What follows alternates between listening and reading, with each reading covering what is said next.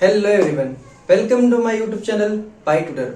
आज हम करेंगे एक्सरसाइज 3.1 का इंट्रो, मतलब चैप्टर नंबर 3 का इंट्रो। ठीक है, तो चलिए स्टार्ट करते हैं चैप्टर नंबर 3 का इंट्रो। चैप्टर नंबर 3 क्या है क्लास 10th में? चैप्टर नंबर 3 का नाम है pair of linear equation in two variable. मतलब हमें इसमें इक्वेशन से तो डील करना है, लेकिन हमें एक साथ दो इक्वेशन से डील करना है, पहली बात। दूसरी बात, जो हमारे पास इक्वेशन होगा इसकी जो पावर होगी वो 1 होगी, इसीलिए इसका क्या नाम है? लीनियर। ठीक है ना? जैसे मैं कहूं कि मेरे पास एक इक्वेशन है x plus y is equals to 10 और x minus y is equal to 2। मान लो अगर ये मेरे पास इक्वेशन है, तो आप देखोगे कि यहां पर वेरिएबल दो हैं। चेक करो, 1 2। वेरिएबल का मतलब क्या होता है? अल्फाबेटिक जो जितने भी अल्फाबेटिक के लेटर्स होते हैं वो सारे के सारे वेरिएबल माने जाते हैं। तो यहाँ पे कितने वेरिएबल है आपके पास? 1 और 2। और यहाँ पर भी कितने वेरिएबल है? 1 और 2। और आपके पास इक्वेशन कितनी है? एक पूरी इक्वेशन ये है और दूसरी इक्वेशन आपके पास ये है। इसकी जो हाईएस्ट पावर है वो आपको कितनी दिख रही है? 1। भाई यहाँ पर भी 1 है, यहाँ पर भी 1 है। यदि इनके टकले पर कुछ भी नहीं है, यानी कि इसका मतलब क्या है? इसकी पावर कितनी है? 1। ठीक है ना? और यहां पर भी पावर कितनी है? 1। ठीक है, ये है pair of linear equation in two variable का मतलब। ठीक है, अब मैं आपको बता दूं सबसे पहले जनरल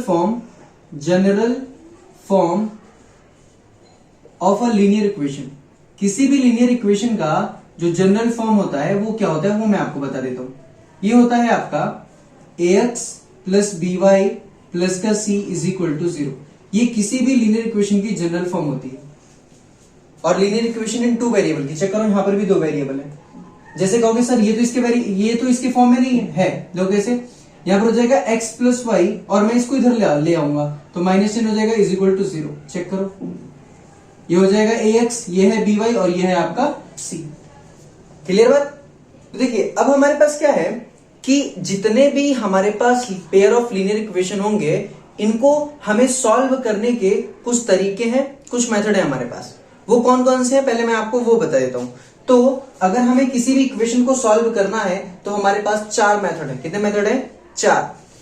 सबसे पहला जो आता है वो आता है आपका ग्राफिकल मेथड। कौन सा method? Graphical method.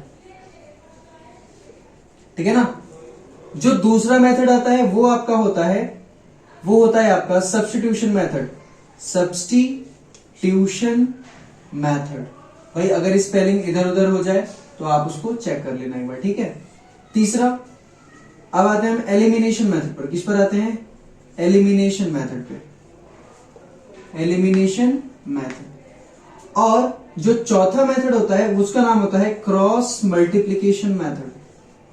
Cross multiplication method. देखो जो नया जो बुक आ रहा है या जो नया सिलेबस आया है उसमें ये वाला मेथड नहीं है, बाकी ये 3 मेथड है। ठीक है ना? तो मैं आपको इसके बारे में बता दूंगा, ठीक है? लेकिन मैं इस टॉपिक पे वेस्ट क्वेश्चन नहीं करवाऊंगा। एक मैं आपको एग्जांपल भरे करवा दूंगा, ठीक है ना? लेकिन मैं इस पर आपको क्वेश्चन नहीं करूंगा क्योंकि सिलेबस में नहीं है, तो इसको लंबा खींचने से कोई फायदा नहीं है। तो सबसे पहले जानते हैं ग्राफिकल मेथड क्या होता है। देखो मैं आपको ग्राफिकल मेथड समझाऊंगा, ठीक है? उससे पहले मैं आपको कुछ बातें बता देता हूं लाइंस के बारे में, तब ये मेरे लिए थोड़ा सा आसान हो जाएगा बताना आपको या समझाना। मैं क्या समझा रहा हूं फिर आपको कुछ ज्यादा बेहतर तरीके से समझ में आएगा। देखिए हम यहाँ पे 3 तरीके की लाइन की बात करेंगे। कितने तरीके की? 3 तरीके की। ठीक है, सबसे पहले हम बात करेंगे इंटरसेक्टिंग लाइन की। किसकी बात करेंगे? इंटरसेक्टिंग लाइन की, इंटरसेक्टिंग लाइंस के बारे में। फिर हम बात करेंगे कोइंसिडेंट लाइन के बारे में, कोइंसिडेंट लाइंस के बारे में। और सबसे तीसरे में हम बात करेंगे पैरेलल लाइंस के बारे में, पैरेलल लाइंस के बारे में बात करेंगे। ठीक है, अगर हम बात करें सबसे पहले इंटरसेक्टिंग लाइन की, तो क्या होती है इंटरसेक्टिंग लाइन? अगर कोई भी दो लाइन जो एक दूसरे को किसी भी पॉइंट पर काट रही हो, ऐसे दो लाइंस जो एक दूसरे को किसी भी पॉइंट पर काटती हो, ऐसे लाइन को हम क्या बोलते हैं? Intersecting line. ये रहा। और मैं आपको कोइंसिडेंट लाइन बताऊं उसके लिए मेरे पास एक एग्जांपल है, उसके जरिए मैं आपको समझाने की कोशिश करता हूं। ठीक है, चलिए देखिए मेरे पास ना 2 चौक की मतलब 2 चौक है मेरे पास। ऐसे करके मैंने ये 2 चौक ले लिए, ठीक है? ध्यान से देखना, जैसा पूछ रहा हूं वैसे बताना। देखो इधर से आपको तो दिख रहा है लेकिन आपको इधर से नहीं दिखना। पहले वाली कंडीशन एज्यूम करनी कि जिसमें आपको दिखा रहा हूं। चलो देखो, अगर मैं आपको जैसे ये दिखा रहा हूँ, अभी दो है ना, ठीक है। अब ईमानदारी से बताना, देखो ईमानदारी रखना भाई, ठीक है ना, ऑनेस्टी। ऐसे देखना है आपको, कैसे देखना है, ऐसे।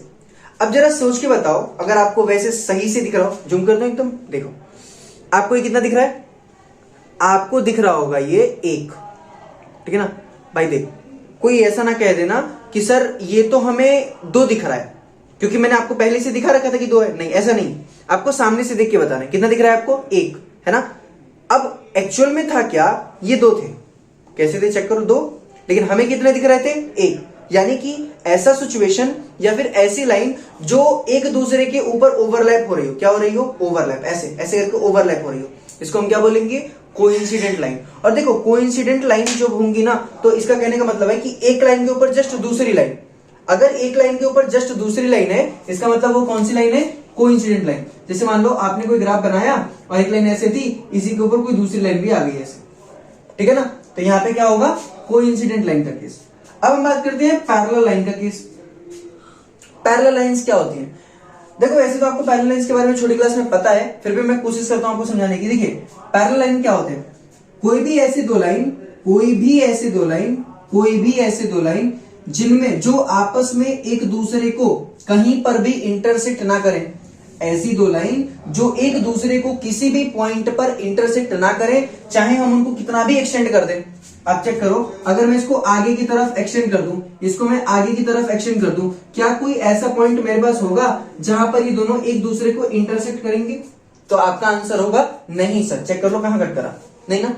इसमें एक और खास बात होती है, वो क्या होती है वो मैं आपको बताता हूं। देखिए अगर हम पैरेलल लाइंस के बीच में कहीं पर भी डिस्टेंस के बारे में बात कर रहे होंगे, कहीं से भी, वो कहीं से भी हो, आइदर बीच में हो या एकदम एंड में हो या फिर एकदम जो है स्टार्टिंग पॉइंट पे हो, कहीं पर भी हो, आप पाओगे कि हर जगह से जो इसमें डिस्टेंस है ना वो सेम है।